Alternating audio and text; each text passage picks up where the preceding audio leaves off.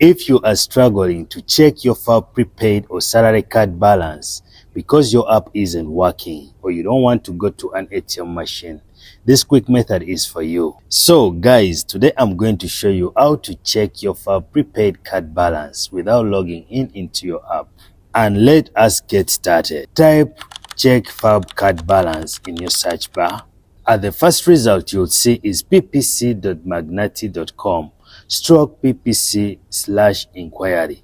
Tap on it to proceed, and here is what happened to me. I got locked out of my Payit app, so I couldn't check my salary. So I'm going to use this website to check and see how much my company paid me. Let's proceed together. Once you open the website, in the upper box, enter the last 2 digits of your card number as shown on the screen. Go ahead, in the lower box, enter your card ID. You can find your card ID at the bottom front of your FAB Ratibi card.